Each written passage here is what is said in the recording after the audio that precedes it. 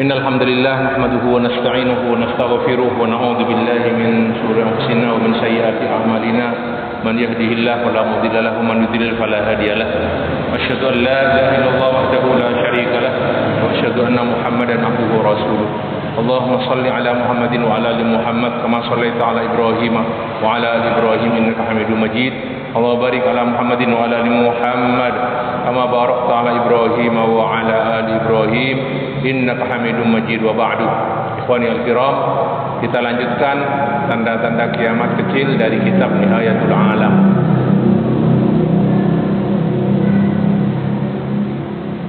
Setelah wafatnya Rasulullah, kemudian khalifah beliau Abu Bakar wafat, kemudian Umar, kemudian Utsman radhiyallahu anhu. Setelah wafatnya Utsman radhiyallahu anhu, semakin banyak terjadi fitnah di kalangan para sahabat. Di antaranya yaitu peristiwa peperangan Al-Jamal. Penyebab dari peperangan ini adalah karena setelah terbunuhnya Sayyidina Utsman radhiyallahu anhu dan Ali diangkat menjadi khalifah, banyak orang-orang menuntut, itu pada tahun 36 Hijriah, menuntut Ali supaya mengkisos orang-orang yang membunuh Utsman radhiyallahu anhu. Tapi hal ini ditunda. Setelah Ali diangkat jadi khalifah, beliau pindah ke Kufah, ke Irak. Akhirnya yang nuntut nih terus mau ingin supaya berperang sama Ali. Karena tidak segera dia mengkisos orang-orang yang membunuh Utsman. Terjadilah istilahnya perang Mawaqi'atul Jamal atau Waq'atul Jamal tahun 36 Hijriah. Yang berperang sesama sahabat Rasulullah.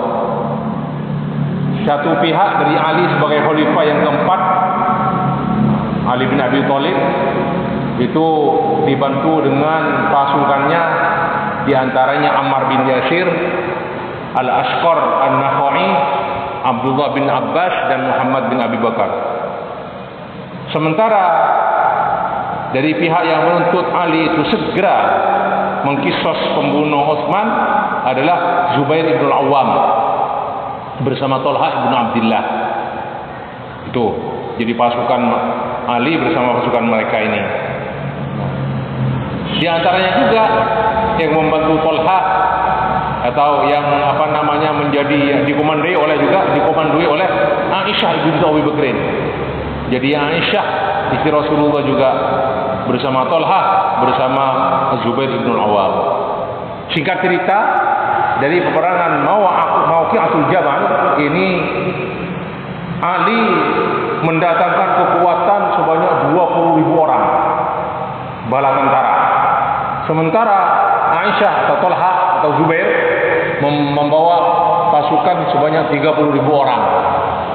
Nah, setelah selesai peperangan yang terbunuh, jadi dari kerugian tentara dari masing-masing itu dari pihak Ali yang terbunuh 5.000 orang. Pasukan Ali. Sementara pasukan Aisyah, pasukan Thalhah, pasukan Zubair itu sebanyak 13.000 orang. 13.000. Belum selesai. Kenapa Ali kok tidak segera mengkisos orang-orang yang membunuh Utsman, padahal dia sudah tahu orang-orangnya siapa gitu. Dia menunggu masih Ali itu. Jadi menunggu situasi sampai tenang dulu, ditunda. Karena itulah terus banyak tuntutan, terjadilah peperangan. Tidak mau supaya cepat dilaksanakan. Ini udah. Kemudian satu tahun berikutnya, ya sebagai kelanjutan lah dari peristiwa perang Jamal ini. Kenapa disebut Mawaqi'atul Jamal atau Waqtul Jamal? Karena Sayyidah Aisyah ketika itu naik kendaraan, maksudnya naik unta yang di atasnya ada hodaj, yang ada kayak tenda itu di atas unta, itu nama hodaj. dan kepada unta inilah dinisbatkan mauqi'atul jamal. Mauqi'atul jamal. Dan untuk yang tahun berikutnya yang terjadi yaitu mauqi'atus siffin, itu yang ada dalam hadis yang diriwayatkan oleh Al-Imam Al-Bukhari wa Muslim. Jadi hadisnya hadis sahih, yaitu namanya mauqi'atus siffin. Terjadi juga di Siffin itu di salah satu daerah di Irak, dekat Syria. Jadi Ali bin Abi Thalib itu ada di Kufah, di antaranya itu ada Siffin, nama tempat Siffin. Apa kata Rasulullah dalam satu hadis dari Abu Hurairah radhiyallahu anhu, anna Nabiy sallallahu alaihi wasallam qala, la taqumus sa'atu, tidak akan berdiri atau bangkit hari kiamat hatta taqtatilah fi'atani azimatani, tidak akan bangkit hari kiamat sampai akan berperang dua kelompok yang besar. Ini jauh lebih besar daripada yang Mauqil Jamal tadi itu. Yakunu bainahuma maqtalatun azimatun, akan terjadi di antara dua belah pihak dan dua pasukan ini perperangan yang cukup besar, yang besar. Wa da'wahuma wahidah, dakwahnya mereka satu, sama-sama orang Islam, sama-sama sahabat Rasulullah. Nah, itu namanya yang terjadi Mauqi'atus Siffin. Sama juga penyebabnya kelanjutan dari Mauqi'atul Jamal itu. Nih. Tapi sekarang kalau tadi Zubair, Aisyah dan Zubair, Aisyah dan Tolha, sekarang ini Ali akan melawan berhadapan dengan Muawiyah ibn Abi Sufyan. Setelah 1 tahun setelah peristiwa perang Jamal, dan peperangan terjadi di Siffin. Di sekarang itu ada perbatasan Syria dan Irak, di Siffin di sana. Dan terjadi ketika itu juga pada di bulan terjadi penyebabnya yaitu pada bulan Safar Rabiul Awal, terus sampai ke terjadi at-tahkim bulan Sya'ban, bulan Ramadannya. Ini yang berperang, yaitu pasukan Sayyidina Ali radhiyallahu anhu, kemudian pasukan Sayyidina Muawiyah ibn Abi Sufyan, dibantu dengan pemimpin bala tentara. Aisyah ini berpihak ke Muawiyah. Aisyah berpihak ke Muawiyah. Jadi dari pihak Ali itu peperangan berlangsung selama 7 hari berturut-turut. Dari tanggal 1 Ramadan tahun 33 dari 1 Safar tahun 37 Hijriah sampai tanggal 9 sampai tanggal 7 Safar tahun 37 Hijriah. 7 hari berturut-turut peperangan. Dan setiap hari pasukannya, jadi komandan pasukan itu berbeda-beda, baik dari pihak Ali atau dari pihak Muawiyah. Hari berikutnya ganti, hari berikutnya ganti lagi. Begitulah. Sampai ada yang pasukan Ali 2 orang, sahabat itu Ashtar Al-Hanawi ini sampai 2 kali menjadi kepala pasukan untuk perangan Ali. Sama tadi itu. Tuntutan dari pihak Muawiyah dan orang-orang Syam ketika itu menuntut Muawiyah menguasai Syam, sementara Ali menguasai Irak, menuntut supaya yang membunuh Utsman segera diqisas. Akhirnya udah tidak terjadi qisas dari Ali. Hanya orang Syam dikumpulkan oleh Muawiyah. Setelah bermusyawarah dengan Amr bin As, langsung menuju Irak, perbatasan itu yang di Siffin itu. Terjadilah peperangan yang hebat. Dengan jumlah pasukan ketika itu, jadi pasukannya yang ada disebutkan di sini, kekuatan dari pasukan pihak Ali bin Abi Thalib yang dari Kufah, yang dari Irak itu berjumlah 130.000 orang. Bayangkan besar-besaran. 130.000 orang. Sementara di pihak Muawiyah jumlah pasukannya 135 orang. Setelah terjadi peperangan yang berkecamuk, pada hari pertama tidak ada kerugian apa, hari berikutnya tidak ada, sampai berakhir, sampai Ali turun sendiri itu. Di akhir peperangan itu jumlah kerugian atau korban ketika itu jumlah bala tentara dari pihak Ali yang terbunuh itu berjumlah 25.000 orang. Kalau dalam perang Jamal hanya 5.000 hanya. Sementara di pihak Aisyah atau Thalha atau Zubair 13.000. Di perang Siffin, Siffin, ini pihak Ali itu yang terbunuh 25.000 orang dari pasukan Ali. Sementara dari pasukan Muawiyah bin Abi Sufyan itu berjumlah 45.000 orang. Jauh lebih besar. Di Siffin juga jauh lebih besar, di Jamal lebih besar. Subhanallah. Ikhwani al-kiram. Baru setelah itu terus ada At-Tahkim. Nah, nanti cerita At-Tahkim ini gimana ceritanya At-Tahkim? Akhirnya ada yang pasukan dari Ali, pasukan dari Muawiyah itu terus mengadakan ini At-Tahkim. At-Tahkim itu supaya kita berdamai. Jadi mengangkat dari sini ada seorang yang mewakili Ali, ada seorang sahabat juga yang mewakili Muawiyah untuk berdamai. Nah, itu yang terjadi pada bulan Ramadan. Nah, itu tahkim.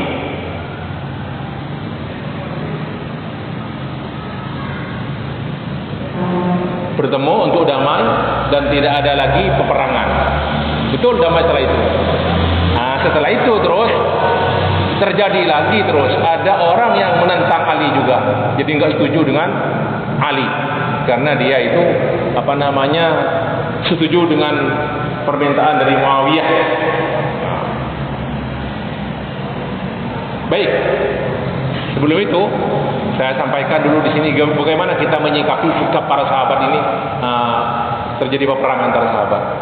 Rasulullah dalam satu hadis sahih bersabda alaihi wasallam, la tasubbu ashabi fa inna ahadakum law anfaqa mithla uhudin dhahaban ma balagha mudda ahadihim wala nasifahu. Ini sudah kita pelajari di kitab Riyadhus Shalihin.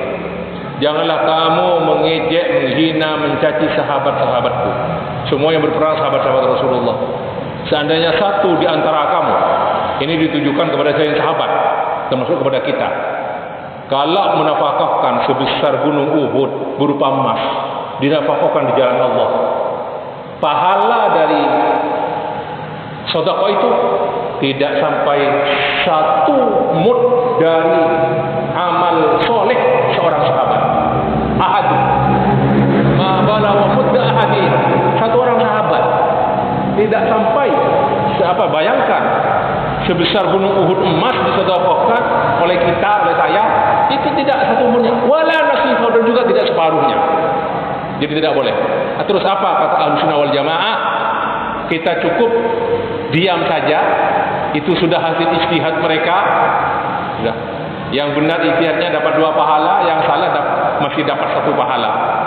Kita tidak usah menghina sahabat, tidak usah menghina Muawiyah, tidak usah menghina Ali, tidak. Serahkan kepada Allah dan tidak perlu dibesar-besarkan. Disampaikan boleh, seperti tadi terjadi gini, tapi tidak usah menghina. Nah, serahkan kepada Allah, dan itulah pendapat dari Ahlussunnah wal Jamaah. Nah, setelah terjadi perdamaian, itu tahkim sudah. Itu Abu Ubaidah, enggak salah itu kan di antara ini menyuruh para pasukannya, pasukan Muawiyah untuk mengangkat Al-Qur'an di atas ujung tombak. Jadi di atas ujung tombak, mushaf itu kan. Nah, gitu. Amr bin As, bukan Amr bin As menyuruh supaya di atas tombak-tombak para pasukan diletakkan Al-Qur'an supaya kita berhukum kembali kepada Al-Qur'an. Dari sanalah terus muncul setelah tahkim sudah berdamai, muncullah orang Khawarij. Nah, Khawarij ini kenapa mereka berkata kepada Ali, wahai Ali, kata orang Khawarij, ajib al-qaum, laksanakan apa yang diminta oleh pasukan Muawiyah supaya kembali kepada kitabullah. Kalau kamu dipanggil untuk itu, diajak. Kalau tidak, kata orang Khawarij, ini orang Khawarij pertama ini pasukan Ali yang kuat, tapi hanya keluar dari Ali. Nanti ada ceritanya tentang Khawarij ini ringkas insyaallah. Nah, Kalau tidak, kami akan memerangi kamu seperti kami memerangi Utsman bin Affan, membunuh. Kalau tidak, kami akan membunuh kamu wahai Ali seperti kami membunuh Utsman. Dan kami akan laksanakan kalau kamu tidak mau kembali kepada hukum Allah, kepada Al-Quran. Sudah terjadi perdamaian, muncullah orang Khawarij kita itu. Lah, ini tanda yang ke-10 munculnya Khawarij. Mereka sebelumnya bersama Ali, kemudian tidak taat kepada Ali setelah terjadi tahkim tadi itu dengan Muawiyah, perdamaian. Dan mereka sekian belas ribu orang, ada satu riwayat 8.000, satu riwayat juga katanya 16.000 orang, itu menuju ke suatu tempat di Kufah yang bernama Harura. Makanya orang-orang Khawarij itu, Haruriyun itu orang-orang Khawarij dinisbatkan kepada tempat Haruri. Di antara akidah Khawarij adalah di antaranya mereka itu mengkafirkan pelaku dosa besar. Jadi kalau dosa besar itu kafir kita.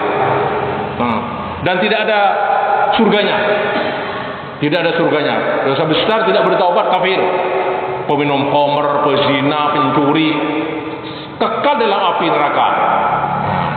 Ini padahal Ahlussunnah wal Jamaah tidak begitu. Selama tidak syirik, selama mati dalam keadaan tidak syirik, masih insya Allah ada surganya. Kalau mati dalam keadaan tidak syirik kepada Allah, tapi dia fasik.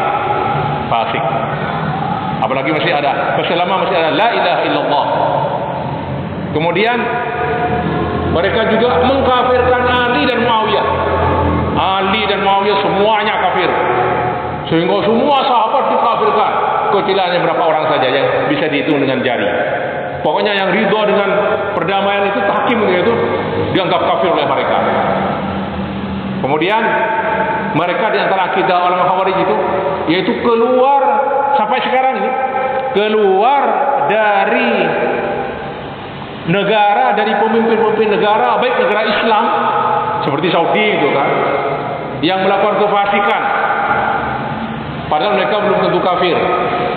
Yang disebut sekarang anak buahnya Khawarij sekarang itu ISIS gitu kan, yang sudah dibantai itu, yang Al-Baghdadi itu sudah mati sudah kan, Abu Bakar Al-Baghdadi sudah mati. Ya sekarang yang suka mengkafir-kafirkan, yang namanya tawud semuanya kafir. Itulah anak buah dari mereka itu, atau keturunan yang punya pendapat seperti mereka itu. Kafir semuanya, ini kafir. Sudah. Nah, terus ketika mereka sudah menuju ke Harura, Abdullah ibn Abbas itu punya inisiatif untuk bertemu dengan mereka. Di antara sifat yang dikatakan tentang mereka itu, yamruquna minad din kama yamruqus sahmu.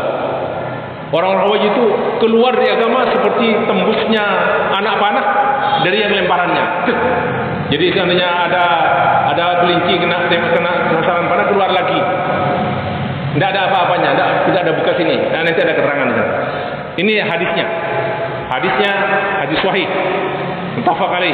Yakhruju akhir zaman, akan keluar di akhir zaman. Suatu kaum. Ahdatsul ahnan, muda-muda belia.